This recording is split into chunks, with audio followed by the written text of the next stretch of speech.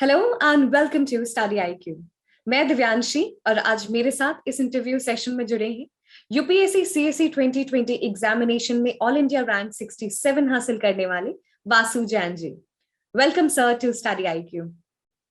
Thank you Divyanshi. We are very glad to have Vasu ji today with us. और मैं सभी को बता दूं तो वासु जी का ये थर्ड अटेम्प्ट था and he has done his graduation in law from Gujarat National Law University, and now he's all set to become IAS. How do you feel, sir?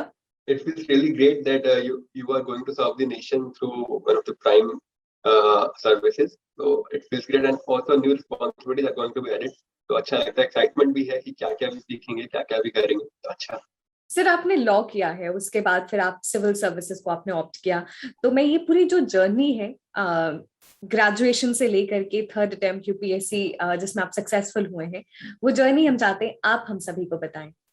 So law जब मैंने लिया था वो 11th में मैंने call लिया था। उसके दो तीन मेजर रीजंस थे। मैं साइंस बैकग्राउंड से हूं otherwise, and I was doing really good in science. I was the head boy of the school. So all the teachers were like, जब मैंने बताया डिस्कस करें कि लॉ क्यों लेना है, तो दे वर लाइक तुम इतना अच्छा इंजीनियरिंग में कर सकते हो, you can get into IIT, why do want to get into law. तो पहला रीजन तो ये था because when I see the leaders around the world, चाहे वो कंटेम्परेरी लीडर्स हो, जैसे उस टाइम पे बहुत सारे लीडर्स थे, या फिर नेशनल स्ट्रगल के अगर हम बात करें, तब का एक कॉमन चीज था वो था लॉ बैकग्राउंड। तो वो मेरे को बहुत फैसिनेट करा लॉ की तरह। दूसरा यह था कि हम कोई भी एस्पेक्ट उठाएं अपनी लाइफ का, उसमें लॉ आ ही जाता है। चाहे वो कंप्यूटर हो तो आईटी लॉ आ गया, साइंस के इतने सारे लॉ हो गए, डीएनए लॉ आ गया, फिर उसके अलावा रोड पे आप जा रहे हो ट्रैफिक रेगुलेशन हो गए। तो law is very versatile and you be good everywhere you will find it. तो वो एक मेरा था कि यार लॉ पढ़ना ही है। और साथ साथ जो चिंगारी वहां पे लगी थी वो थी लाइक एट दैट टाइम अगस्त क्रांति जो हुआ था लोकपाल बिल का, तब बहुत लॉ पढ़ने की उत्सुकता हुई थी। तो उस तरीके से मैंने लॉ लिया। एंड जब मैंने लॉ लिया तो कॉलेज तो अच्छा रहा, मतलब I got into GNLU, Gujarat national university. College time मेरा अच्छा रहा वहां पे। फाइनल ईयर में आके मैंने कॉल लिया कि I would be doing civil services. तो वही जो रीजंस मेरे पहले थे लॉ लेने के कि या मतलब जो नेशन बिल्डर होते हैं उनका लॉ बैकग्राउंड होता है, लॉ इज यूबिक्विटस। तो वहां से मेरे को लगा कि when I'm at this position, why can't I serve the nation in much better capacity? वहां पर सिविल सर्विस का मेरे को ध्यान आया, सिविल सर्विस मैंने लिया। तो फाइनल ईयर से तैयारी शुरू करी। कॉलेज खत्म होते ही मैंने अटेम्प्ट दिया, बट उस टाइम प्रीलिम्स क्लियर नहीं हो पाया। तैयारी अच्छी थी बट प्रीलिम्स क्लियर नहीं हो पाया। फिर सेकंड अटेम्प्ट दिया तो इंटरव्यू तक पहुंचे, और वहां पे जो कमियां पता लगी मेरे को कि क्या क्या कमियां रही कौन कौन से पेपर में, उन पे थोड़ा काम करा, तो फिर आज यहाँ पे आपके सामने बैठे हैं। और हमें बहुत खुशी है कि आप हमारे साथ हैं, और जो आपकी जर्नी रही है बहुत ही इंटरेस्टिंग जर्नी है। वासु जी, अगर मैं आपकी जर्नी की बात करूं तो आपने कहा कि फाइनल ईयर में आपने कॉल लिया। बहुत सारे ऐसे एस्पिरेंट्स हैं जो फाइनल ईयर में अपने ग्रेजुएशन में आके वो कॉल लेते हैं कि सिविल सर्विसेज जितना बड़ा एग्जामिनेशन लिखना है। क्या की पॉइंट्स हैं जो उनको पहले ध्यान रख लेना चाहिए इस प्रिपरेशन में आने से पहले, क्योंकि जैसे हम कहते हैं ये बहुत बड़ा कमिटमेंट है, बहुत बड़ा एग्जामिनेशन है। तो मेरे को यहाँ पे लगता है दो तरीके के लोग, मतलब लोगों को अपने आप को देखना चाहिए किस तरीके के हैं। मेरे को लगता है दो तरीके हो सकते हैं। एक जो बहुत ही कॉन्फिडेंट रहते हैं, सिक्योर रहते हैं, और दूसरा जो थोड़े मतलब इनसिक्योरिटी वाले होते हैं। तो बैकअप एक बहुत बड़ा क्वेश्चन है, बैकअप रखना ही नहीं रखना है जब हमें कॉल ले रहे होते हैं कि यूपीएससी करना है। तो if you think you have that, मतलब आपको इतना इतना कॉन्फिडेंस है कि आप कर पाओगे, तो बैकअप ना रखो तो अच्छा है। बट बैकअप रखना एक बहुत सेफ ऑप्शन बहुत लोगों के लिए होता है, क्योंकि eight the end of the day आपको पढ़ाई करना है, पढ़ाई के लिए शांत दिमाग चाहिए। तो अगर वो बैकअप आपको शांति दे रहा है तो that's a good option. But backup का एक बहुत बड़ा हिंड्रेंस क्या है, जैसे कई लोगों का मैंने देखा है कि कॉलेज में प्लेसमेंट मिल गया तो बैकअप अच्छा बहुत स्ट्रॉन्ग बन गया, अच्छा बैकअप उन्हें मिल गया। नाउ दे आर लाइक यार यूपीएससी नहीं भी निकला ना, अपने पास अच्छी जॉब है।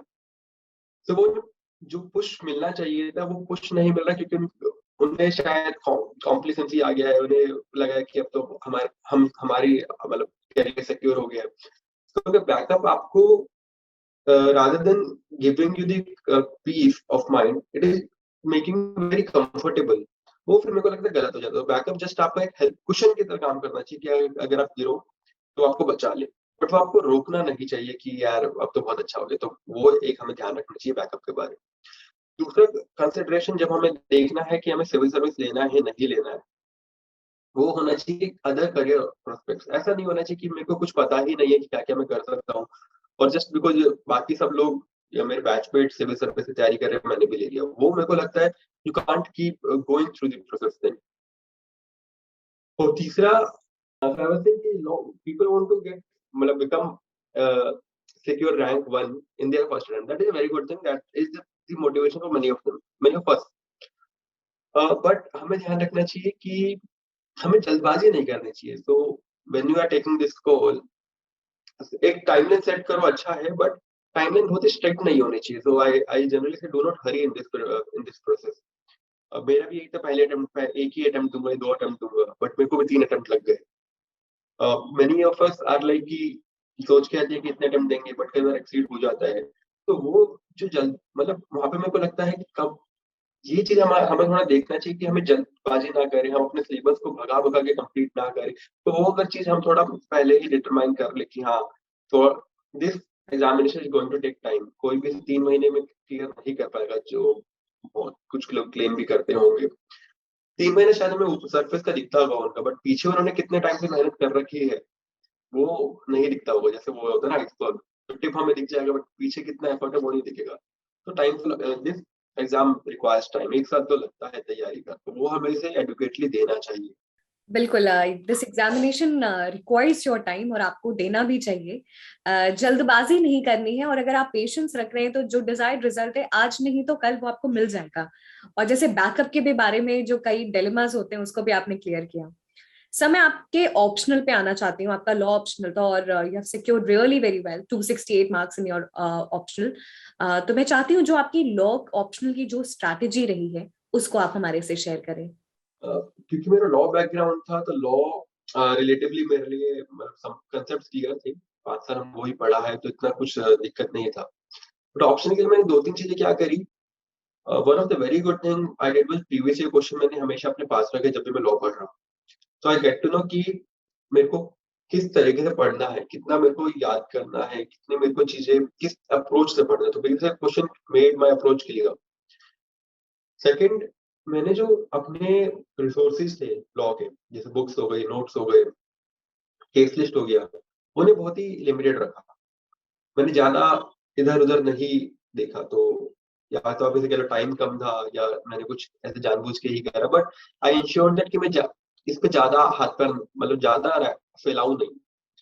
कॉन्स्टिट्यूशन की है तो 2 बुक्स पढ़नी है, एडमिन लॉ है तो 1 बुक पढ़ना, मतलब ऐसा फिक्स था मेरा, ज्यादा मैंने इधर उधर नहीं देखा। तो उससे क्या हुआ, मेरा जो कंटेंट था वो मैं बार बार रिवाइज कर पाया ना, तो कंसोलिडेट हो गया एक तरीके से। मतलब मेरे को फिर अगर पता है क्वेश्चन कुछ भी आ रहा है तो आई नो मेरे को उस पे क्या लिखने, कितनी अथॉरिटी लिखनी है, मतलब उसमें मेरे कंफ्यूजन नहीं रहा कुछ भी। और तीसरा, प्रैक्टिस। मैंने लॉ पेपर्स की प्रैक्टिस करी essentially through previous question and बाकी कंसेप्ट वाइज। तो मतलब आंसर राइटिंग प्रैक्टिस मैंने करी। तो इन 3 चीजों पर मैंने फोकस करा। पहला रहा मेरा कि मैं अपने बुक लिस्ट को डिफाइन करूँ, दैट इज लिमिटेड रखूँ। दूसरा, प्रैक्टिस करूँ।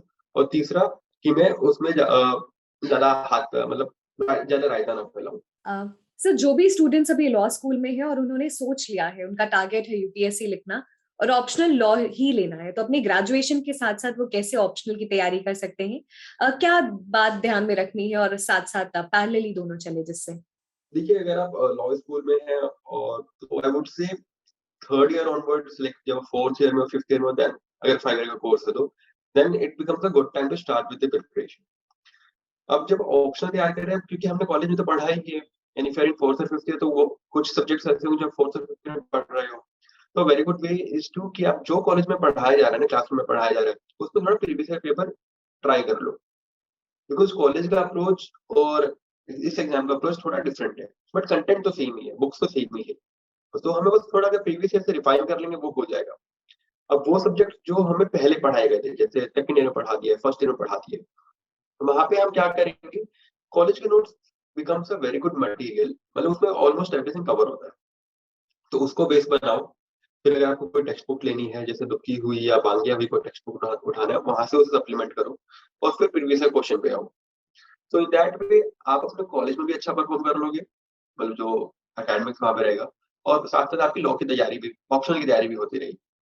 तो if you are in law school तो मेरे को लगता है बहुत ही आसानी से आप तैयारी कर पाओगे अगर आप फोर्थ ईयर में फिफ्थ ईयर में कॉल ले लें। साथ साथ I would say option is one thing, GS की कॉलेज में तैयारी करते हैं, जीएस की तैयारी कैसे होगी, आप अखबार पढ़ना शुरू कर दें, newspaper, and then basic text को कंप्लीट कर लें।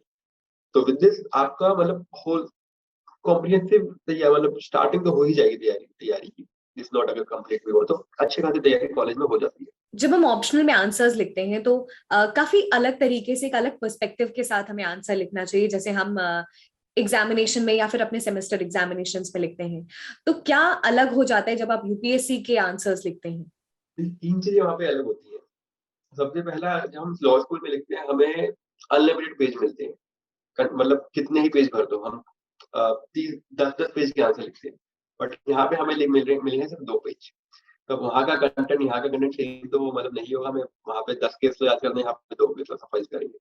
सेम इज विद टाइम, वहाँ पे मैं करें 3 घंटे में 5 क्वेश्चन, यहाँ पे मैं करने 3 घंटे में 20 क्वेश्चन। तो वहाँ पे स्पीड का काम आएगा, फिर हमें एकदम से इंट्रोड्यूस करना आना चाहिए। तो वो दूसरा पॉइंट हुआ। और तीसरा हुआ, क्योंकि लॉ स्कूल में हमें बेसिकली क्या सिखाया जा रहा है, dynamics of law. But in optional paper हमसे यहाँ पे एक तरीके से ऑप्शन कमांड होनी चाहिए लॉ लॉ के ऊपर, but at the same time they they want an administrator, they are not wanting a lawyer.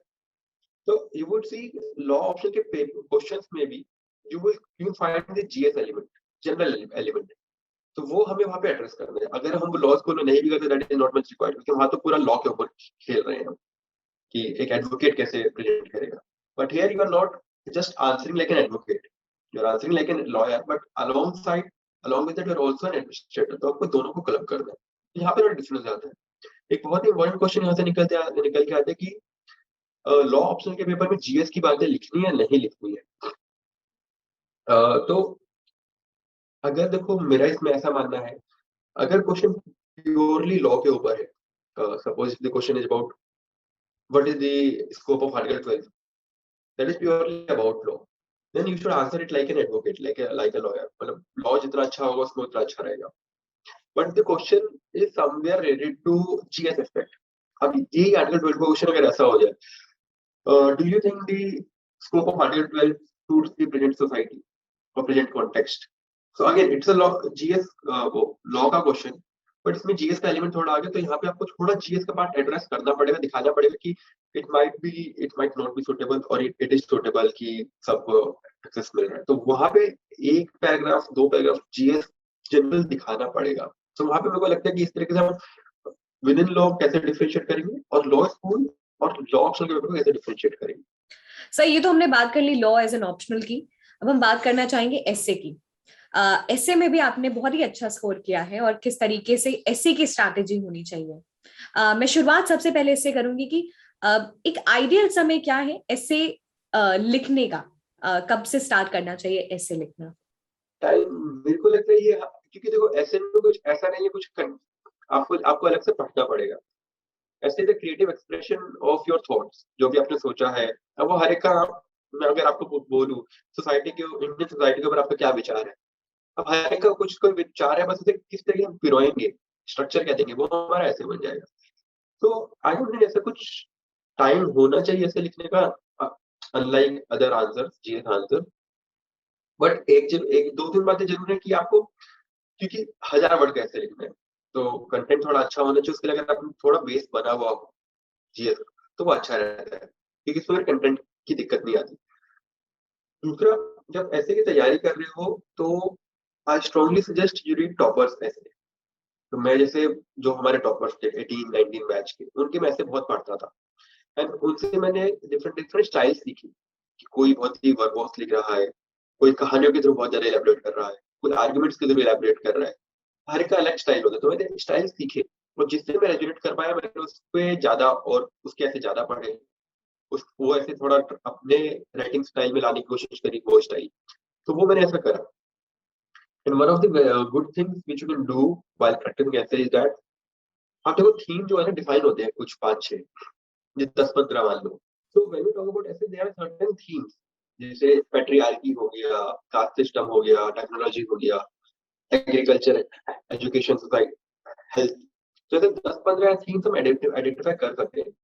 Now we can have good content on those topics. जैसे अगर पैट्रियार्की की अगर मैं बात करूँ तो मेरे उसके बाद 10-15 कहानियां रेडी थी. कहानियां in the sense good anecdotes. If I give you an example, एक इंटरव्यू मैंने एक इंटरव्यू देखा था. इसमें ऐसा था कि children were asked to run like a female, run like a girl. They were running very feverishly. Laugh like a girl, that they were laughing with their hand on their mouth. So this is showing patriarchal, मतलब थोड़ा stereotyping. On the other hand, with the same children, when they're asked to run like a boy, so they are running with the full energy. Even the girls are running with the full energy when they're asked to run like a boy. Laugh like a boy, so they're laughing like Ravana. तो वो एक मेरा anecdote मेरा तैयार है कि अगर patriarchy के ऊपर क्वेश्चन आया, then I can start my introduction through this. And में मैं उसको कंक्लूड करता हूँ, why can't a girl run with their full energy? Why can't a girl laugh as she wishes to? तो इस तरीके से मेरी जो कुछ एनेक्डोट्स हो गए वो मैंने हर उस पर रेडी कर रखे. एजुकेशन हुआ, हेल्थ हुआ, जैसे मेजर मेजर थीम्स होते हैं. तो we can do this way. और इससे क्या होगा, जब हम ऐसे में बैठे हैं, ज्यादा सोचना नहीं पड़ेगा डिफरेंट कहानियों पे. और ऐसी कहानियां जो है ना, ये बहुत ही अच्छी लगती है. मतलब +5 मान लो सीधा सीधा मिल जाएगा अगर आप कुछ ऐसी नॉवल कहानियां अपने ऐसे में ला पाओ. ये प्रैक्टिस मैंने थोड़ी ऐसे की करी थी. डेफिनेटली. और ये बहुत क्रिएटिव है कि किस तरीके से आप एक एनेक्डोट के साथ शुरुआत कर सकते हैं. सर, कई बार ऐसा होता है कि जो एस्से के टॉपिक्स हैं वो आपके जीएस से कई बार ओवरलैप करते हैं, लेकिन जो हमने कहा है जैसे एस्से में जब आप लिखते हैं और जीएस के आंसर्स वो अलग अलग होने चाहिए, दोनों का पैटर्न अलग है. तो ये जो डिफरेंशिएशन है उसको आप थोड़ा सा समझाएं कि एस्से में अगर जीएस के टॉपिक हैं तो कैसे क्रिएटिव बना सकते हैं. अगर हम जीएस देखिए, जीएस में हमें बेसिकली क्या करना है, हमें डिफरेंट डायमेंशंस मेंशन करनी है. In a way, if I am talking about patriarchy in GS, तो आई एम टेलिंग इकोनॉमिक्स में कहा, इकोनॉमी में आ गया कि हम देखो ग्लास सीलिंग हो गया, सोसाइटी में हो गया डबल बर्डन ऑफ वर्क हो गया, रिलीजन में हो गया कि डिस्क्रिमिनेशन, टेंपल एंट्री या मुस्लिम का वो वाला एग्जांपल आ जाएगा, ट्रिपल तलाक. तो इस तरीके से यहाँ पे बस मेरे को डिफरेंट डायमेंशन दिखानी है. तो it's basically about more about pointers. वही चीज अगर मैं ऐसे में लिख रहा हूँ, अब ऐसे भी पैट्रियार्की के ऊपर है, मेरे पॉइंट सेम रहेंगे ऑलमोस्ट, बट मैं ऐसे वुड बी फर्स्टली कनेक्टिंग, मतलब it would not jump abruptly from one dimension to the other dimension. Second, there has to be some creativity. और बस मेरे को थोड़ा कहानियों के थ्रू, एनेक्डोट्स के थ्रू अगर मैं समझा, मतलब ये चीज बता पाऊँ, that would add to my essay. क्योंकि तो ऐसे में आपको पेज का कोई लिमिटेशन नहीं है, पेज अच्छा खासा मिल रहा है, टाइम अच्छा खासा मिल रहा है. तो यहाँ पे हम जितना अपने आप को सुंदर तरीके से दिखा पाएंगे, उतना अच्छा मतलब हमारा ऐसे जाएगा.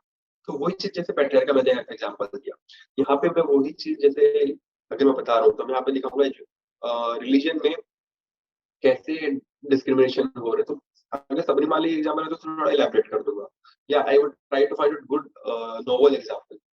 अगर मैं दिखा रहा हूँ यहाँ पे इकोनॉमी का, तो आई वुड शो जैसे विशाखा केस हो गया, तो विशाखा केस के फैक्ट्स लिख दूंगा कि एक वुमेन को कैसे सेक्सुअल हैरेसमेंट फेस करना पड़ा at work place.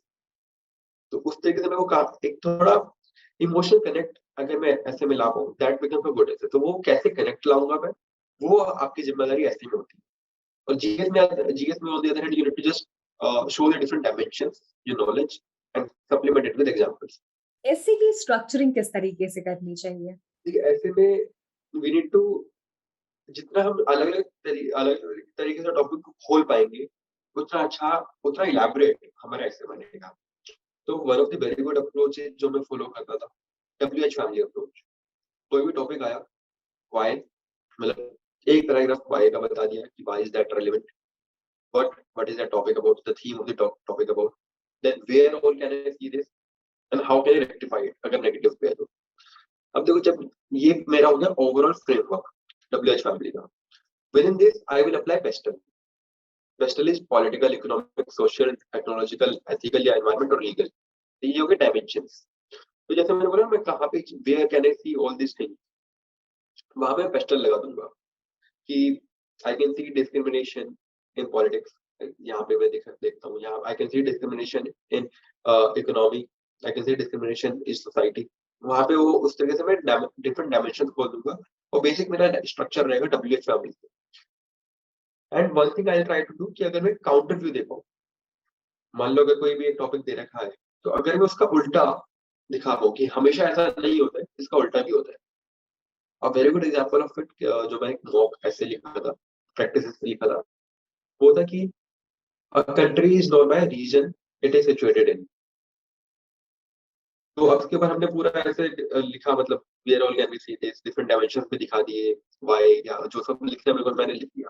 But at the end मेरा कंक्लूजन, मतलब जब मैं कंक्लूड करूँ, मेरा कंक्लूजन कुछ इस by region, sometimes a region is also by this region is also known by the country. हमें साउथ एशिया, मैंने अभी तक साउथ एशिया का मेंशन नहीं करा पूरे ऐसे में, वहां पे मैं लिखा है साउथ एशिया को, south Asia is known by India. तो मतलब वहां पे मैं एक करेक्ट, एकदम से करेक्ट फील करना चाहता हूँ एग्जामिनर को कि उसे इंडियन, उससे फीलिंग से रेजोनेट कर पाए, और वो थोड़ा अच्छा गुड वाइब आए उसे। तो वो इस तरीके से मैंने अपने पूरे ऐसे को स्ट्रक्चर करके एक एक तरह डायमेंशन को अलग अलग, आखिर में मैंने पूरा ऐसे को उल्टा कर दिया, जहाँ पे वो मैं इंडिया की अच्छी चीजें दिखा रहा हूँ। तो आई थिंक हम ऐसा कर सकते हैं, डब्ल्यूएच फैमिली हो गया, पेस्टल हो गया, showing the other side. In these dimensions, we can explore the different aspects of essay. And I am sure ये भी बहुत ही क्रिएटिव तरीका है और बहुत सारे लोगों को समझ में भी आएगा कि ऐसे की स्ट्रक्चरिंग हम किन अलग अलग डायमेंशंस के साथ कर सकते हैं। वासु जी, किस तरीके से study IQ has been part of your journey? So after my graduation मैंने जॉब करा था 6-7 महीने के लिए। तो उस टाइम पे I was not able to dedicate full time to my preparation, books वुक्स नहीं पढ़ पाता था, अखबार रेगुलरली नहीं हो पाता था। So at that time I used to watch some videos of Study IQ. तो वहां पे मतलब आई थिंक थोड़ा थोड़ा कर करके मेरा एक तरह से प्रिपरेशन चलता रहा। तो ड्यूरिंग दैट फेज स्पेसिफिकली जब ज्यादा टाइम नहीं था, तो study IQ videos were I think were very handy for me for different topics. We are glad कि हम आपकी सक्सेस स्टोरी का हिस्सा बन सके। हम सेशन के एंड में आ चुके हैं, आप कुछ फाइनल टिप्स देना चाहेंगे सभी एस्पिरेंट्स को? मैं यही कहूंगा कि this journey is tiresome, this journey is long, but if you believe in yourself, आपको लगता है you have that potential, you will be able to do it, तो डू नॉट लीव इट। अब बीच में मत छोड़ो। दिक्कतें आएंगी, चैलेंजेस आएंगे, फेलियर्स भी आपको फेस करने पड़ेंगे कई बार। बट अगर आपने सोच रखा है कि आपको आईएएस बनना है, अगर आप जस्ट हैव दैट फेथ कि हाँ आपने मेहनत करी है तो आप कर लोगे, just sustain on this path, believe in yourself, believe in this process. बिल्कुल, बहुत ही पॉजिटिव नोट के साथ हम एंड कर रहे हैं कि अगर आपको ये बिलीव है अपने ऊपर कि आप कर सकते हैं, तो डेफिनेटली आप कर सकते हैं। ये पाथ थोड़ा सा हो सकता है बहुत स्मूथ ना रहे, बट डेस्टिनी जो मंजिल है वो बहुत ही खूबसूरत। धन्यवाद सर हमारे साथ जुड़ने के लिए, और पूरी टीम की तरफ से आपको ढेर सारी शुभकामनाएं। धन्यवाद, थैंक यू दिव्यांशी।